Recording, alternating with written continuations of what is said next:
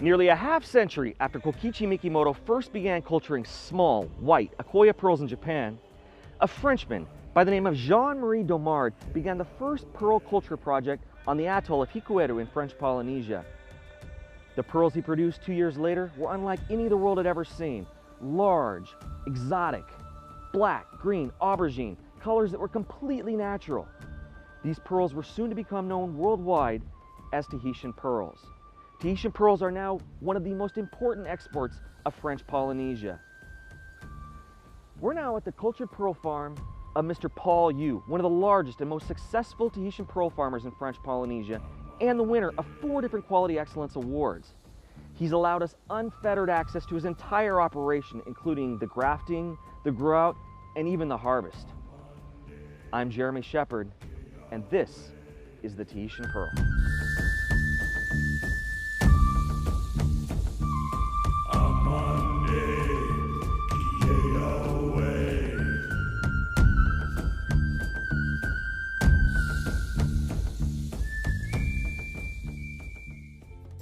Atolls are the preferred locations for Tahitian pearl farms.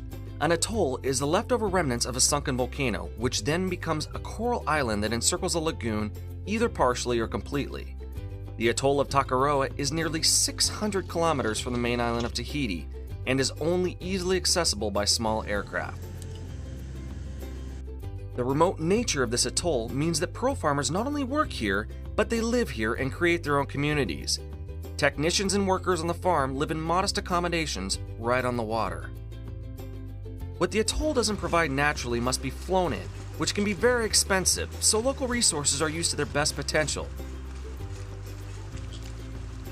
Fish are caught and rainwater is collected.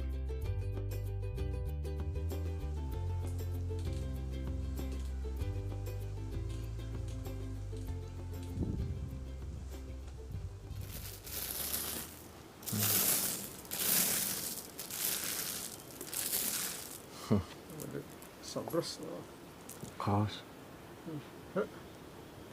Ça c'est 14 Oui. mm. 14 à 15. Première graph. Oui. First graph. First graph, yeah.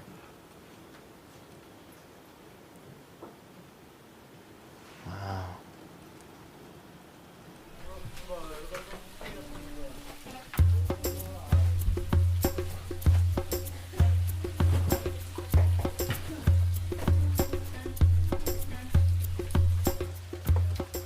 What we've got here is almost like a pearl harvesting assembly line. When the shells are brought in from the water, they're first opened slightly with a peg inserted to just keep the shell slightly open. The next step is opening the shells completely. The top part of the shell is taken off, leaving the bottom portion of the shell, the part with the mollusk still inside. So once the top's been taken off, the shells then go to Mr. Yu. Mr. Yu personally harvests the second graft pearls here. Once the pearls have been harvested, the next step is to take the actual mollusk out of the shell. You can see this meaty portion here. This is used for fish food and fertilizer. Everything's used. Once the meaty portion's been removed, the last thing you're left with is what's known as the adductor muscle. This is a delicacy. In fact, a lot of the guys here eat this straight out of the shell.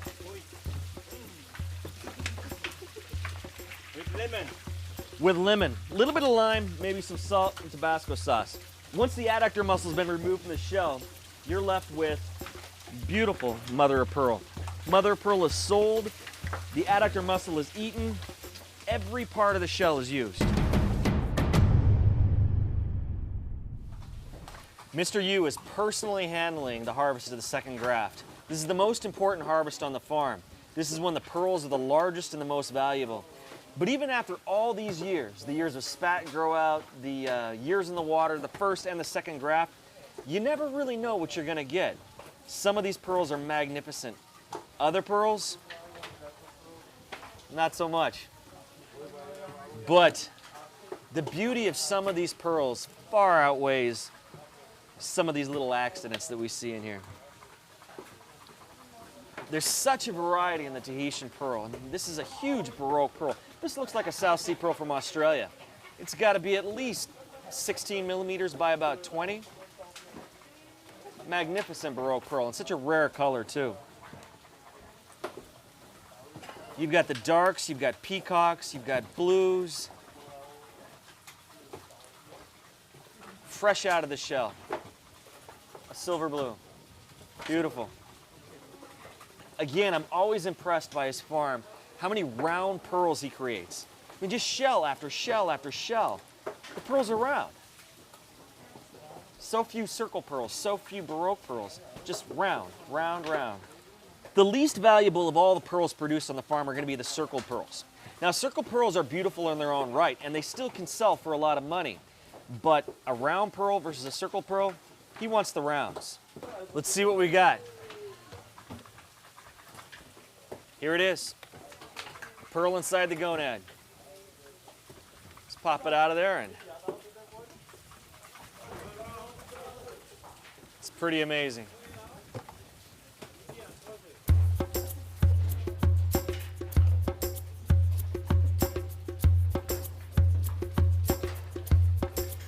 What we're witnessing here is an integral part of the pearl culturing process. This is known as the mantle selection, otherwise known as the SIBO selection. What the technician is doing is cutting a small piece of mantle tissue from a donor mollusk. This mantle tissue is then trimmed and sliced into very small squares, just a couple of millimeters in diameter. You can see these colors. We've got the greens, the purples, the dark colorations. These are the colors they're looking for in Tahitian pearls. Now, the reason these pieces of mantle tissue are so important, because these pieces contain something known as the epithelial cells. Epithelial cells are the cells responsible for growing nacre. So without these pieces of mantle tissue, a pearl would never form inside the gonad. From here, the mantle tissue is going over to the grafters. In just a minute, we'll actually see the mantle tissue go inside the shell along with the bead. The most important and the most difficult part of the entire pearl culturing process is known as the first graft. What this technician is doing is taking a slightly open shell. She cleans it out just a little bit so that she can see the gonad. She checks the health of the gonad, the size of the gonad, and then makes a small incision into the side of it. In this incision, she's inserting a small nucleus. This nucleus is going to be followed by a piece of mantle tissue. Once the mantle tissue has been inserted, the shell can be tied back to the chaplays, put into the water for 1.5 to 2 years. A flawless operation. So what we're witnessing here is something somewhat unique in Tahitian and South Sea pearl culture, and that is known as second graft. The technician is removing the pearl from the first graft. When he pulls the pearl out of the shell, he does a quick examination to see if the pearl is round and of high quality. If it's not a high quality pearl, he doesn't continue with the second graft. If it's a round pearl, what he'll do is he'll choose a nucleus approximately the same size as the pearl that he just harvested and reinsert that nucleus into the pearl sac. At this stage of the grafting process, a new piece of mantle tissue isn't needed. The pearl sac already exists. He should get a pearl, I'd say maybe another 3 to 4 millimeters larger than the one he's harvesting today. After it's been regrafted, the shell goes back onto the chaplays and back into the water for another 18 to 24 months. At that time, when the pearl is harvested, we're going to have a larger pearl, but probably with a little bit less luster because the shell's a bit older by now. That's the entire culturing process. It may look easy, it may look quick, but this technician has years of experience because one slight misstep, one slice in the wrong place, anything could damage this gonad, anything could damage the mollusk, and the shell could die.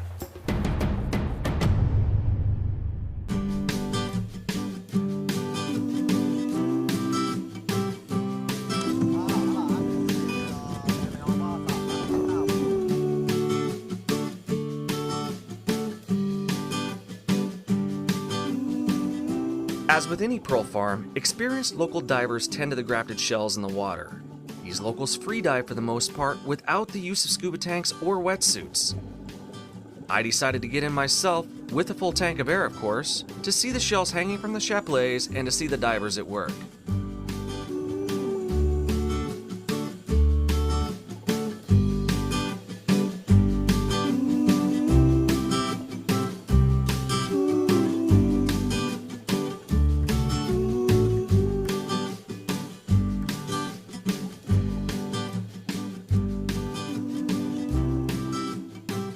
After a brief lunch of local fare at the farm, it's time to head back to the airport and on to PaO to Tahiti. where we will be visiting La Maison de la Perle to get a real understanding of how the French Polynesian government works hand in hand with the producers to promote the Tahitian pearl.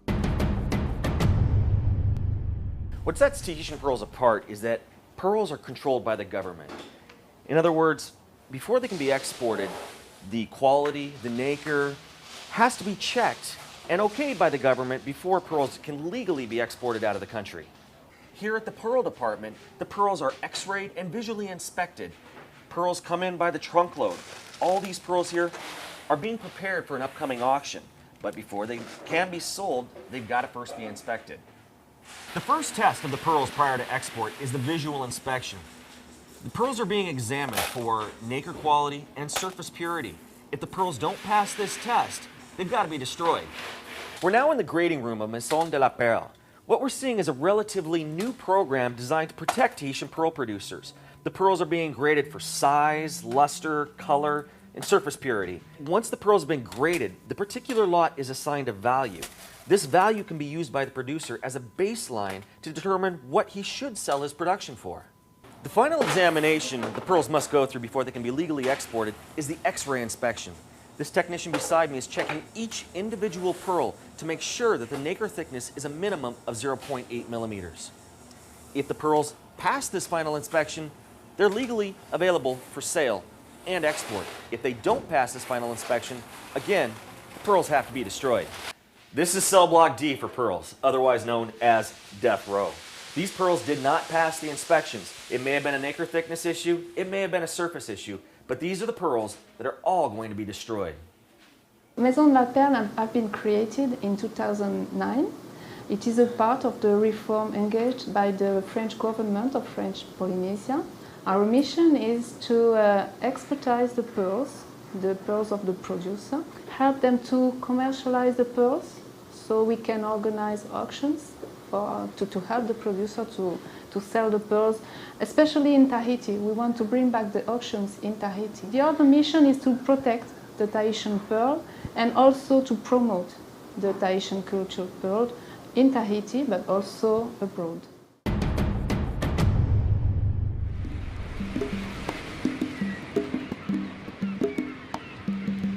Hello, my name is Loïc Via. I'm a general manager of the company PaO Black Pearl.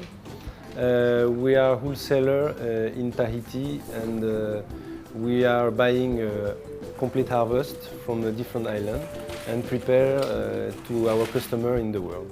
So I'm in the office with Loïc Viard from PaO Black Pearl. He's a pearl exporter. He's got clients all over the world, and this is sort of the final step Tahitian pearls go through before they make it to the world market. Loïc, nice to meet you. Nice to meet you. So, tell me what's going on here. You were briefly explaining this is a new harvest, so Yes. what are the first steps? First steps is we deal with the producer first. Of course, we need to buy his pearl and to agree on the price. Right. When we agree on the price, we clean the pearl, and we are doing the assorting on the shape. So is this the first assortment? Yes. The very Yes, first yes. assortment, I see. So first is the shape, round, semi-round, near-round, semi-baroque, short, semi-baroque, long, circle, and baroque. Of course, we are also taking out the low quality. Right, right.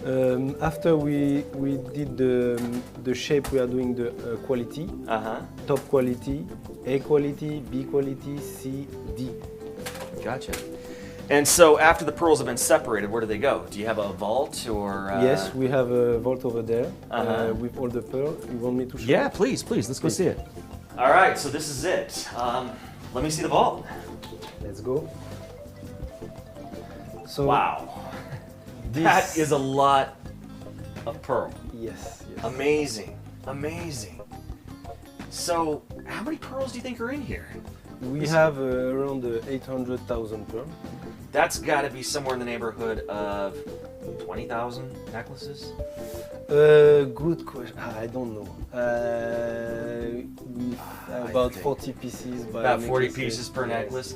So it's That's a a lot. lot of pearls, Loïc. My goodness, I don't think I've ever seen this many Tahitian pearls in one spot. Why do you have to keep so many? I mean, the turnover, it must take a while to sell this many pearls. So why 800,000?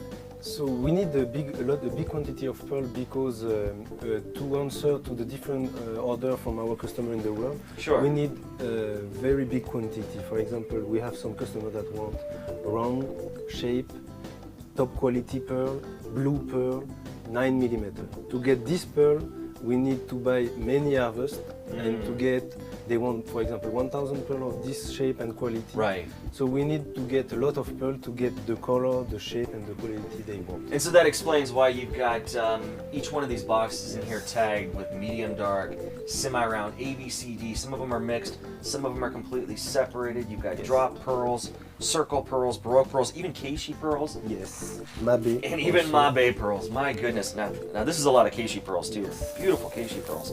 Yes, yes. Each box is a shape, quality, color, and size. Shape, quality, color, and size. Yes. And so, for example, we have here semi-round, AB, medium dark, 2,982 pieces. You know exactly how many pearls are in each box. And Yeah. the weight and the size, 11 to 14 millimeter.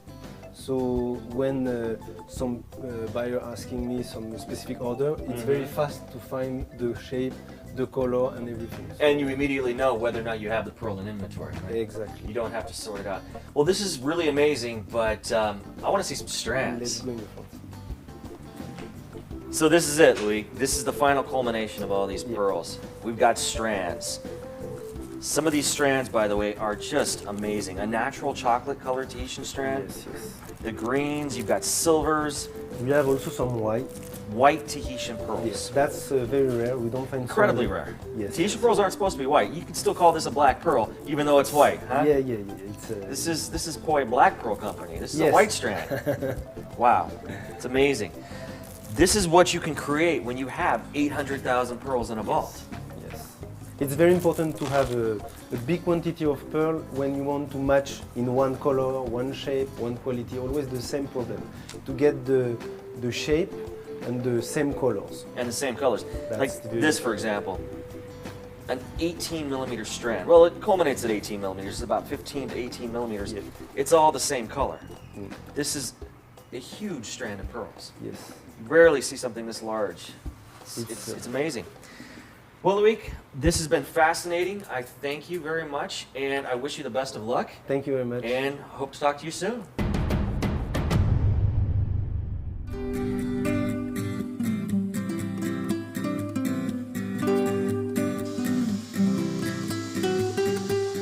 After Tahitian pearls have been drilled, they can be used to create amazing pieces of jewelry.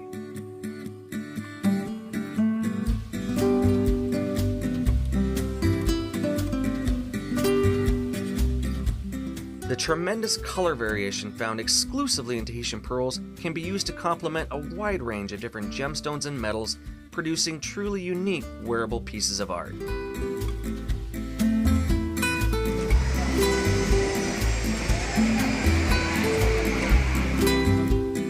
After nearly 2 weeks on the road, followed by a 10-hour flight from Papeete back to Los Angeles, it's such a relief to get back to my offices where I can pass off the pearls to my staff so they can be photographed, graded, and uploaded to the internet. And I can sit back and relax and get ready for the next trip, which is taking me to the Philippines in search of golden South Sea pearls.